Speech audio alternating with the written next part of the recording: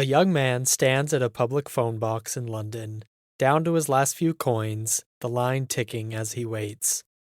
A voice from a music paper needs a name for tomorrow's advertisement. The band due to play tomorrow still doesn't have a settled name. On the floor nearby lies a blues record, face down. He looks at it. He has to answer now. Welcome to Same Day, Different Century. I'm Zach. Today is July 12th. It's the summer of 1962 in London. The pop charts belong to crooners, clean-cut guitar groups, and lightweight pop. Underneath that, in a handful of clubs, a smaller and stranger obsession was taking hold: American rhythm and blues. The records were hard to come by. A Muddy Waters or a Chuck Berry single, pressed in Chicago, might pass hand to hand among a small circle of enthusiasts who prized them.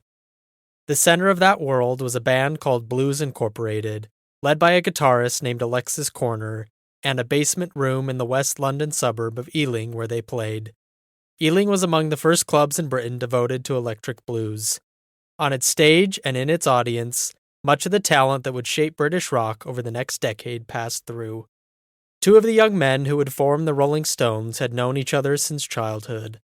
Mick Jagger and Keith Richards grew up a few streets apart in Dartford, in Kent, and then lost touch. They met again by chance on a train platform, where Richards noticed the records under Jagger's arm, Chuck Berry and Muddy Waters, and a partnership formed around a shared and specific taste. With their friend Dick Taylor, they had a small group of their own. Brian Jones from the spa town of Cheltenham had moved to the city to build an R&B band, and for a time performed under the name Elmo Lewis. In the spring of 1962, he placed an advertisement in a jazz paper looking for musicians. A pianist named Ian Stewart was among the first to answer. Through Corner's orbit, these threads pulled together: Jagger, Richards, Jones, Stewart, Taylor. A loose group rehearsing more than performing, without a steady drummer and without a name. Their chance came from someone else's scheduling problem. Blues Incorporated held the regular Thursday night slot at the Marquee, a jazz club in Oxford Street in central London. In the second week of July, Corner's band accepted a booking for a BBC radio program, Jazz Club, on that same Thursday. That left the Marquee's Thursday open. Jagger had already been singing on occasion with Blues Incorporated, so when the fill-in was arranged, his was the name the promoters knew. The young group around him stepped in. What they carried onto that stage was not what the Marquee's audience had come to hear.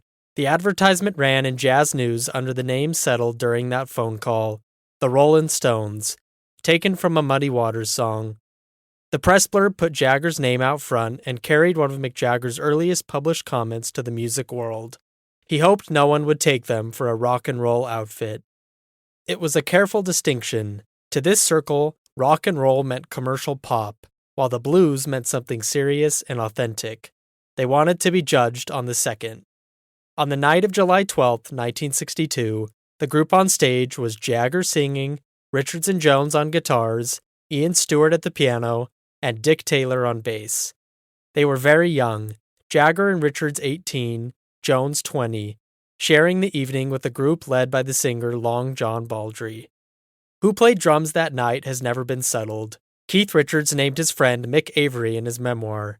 Avery denies it and points to Tony Chapman, an early drummer in their rotating lineup. Some who were there aren't sure there was a drummer at all. The set was blues and rhythm and blues, almost entirely other people's songs.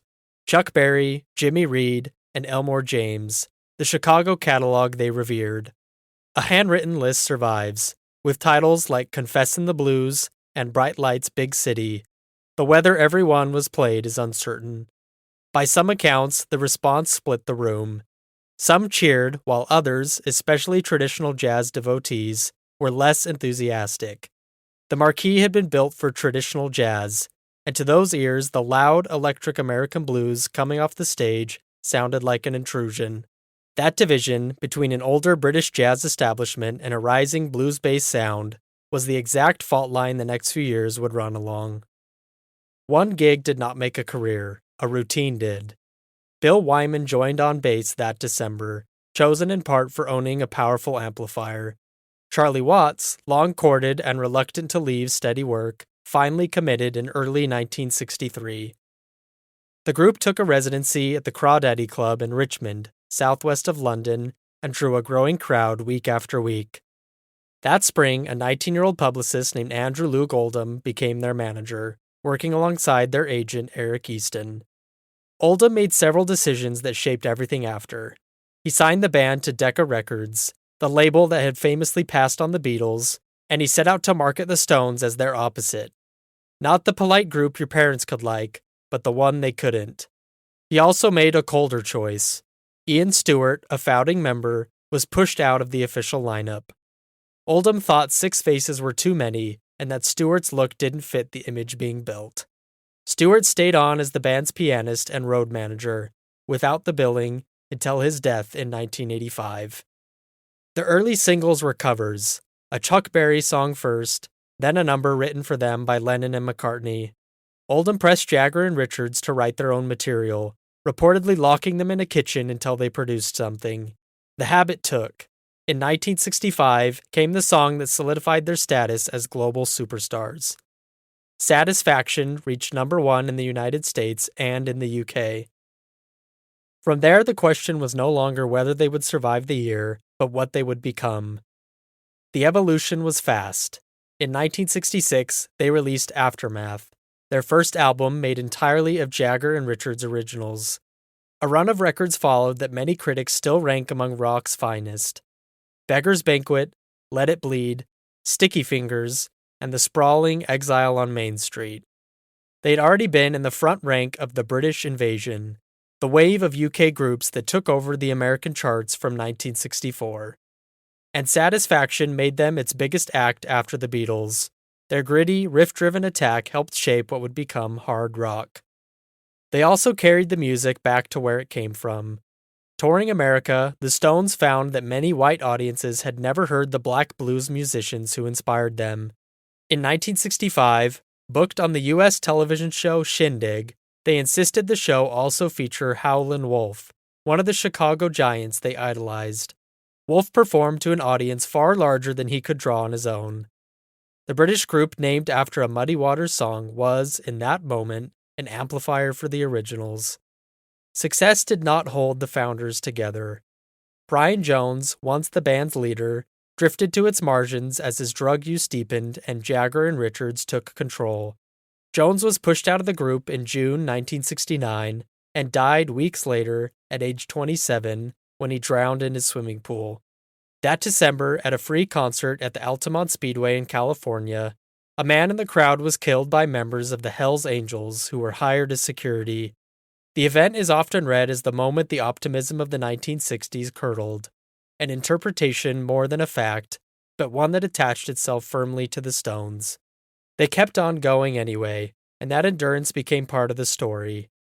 Guitarist Mick Taylor gave way to Ronnie Wood in the mid-1970s. Charlie Watts held the drum seat for nearly 60 years until his death in 2021. The band entered the Rock and Roll Hall of Fame in 1989, and in 2023 released Hackney Diamonds, its first album of original material in 18 years. Across 6 decades, they sold well over 200 million records and helped define what a rock band could be: its sound, its image, and its refusal to stop. More than 60 years after an empty Thursday at a jazz club, the group that filled it, unsure of who played drums that night, and borrowing its name from a record glimpsed during a phone call, remains one of the most enduring acts in the history of rock. That same day, different century. I'm Zach. We'll be back tomorrow with another date, another story. Thanks for listening.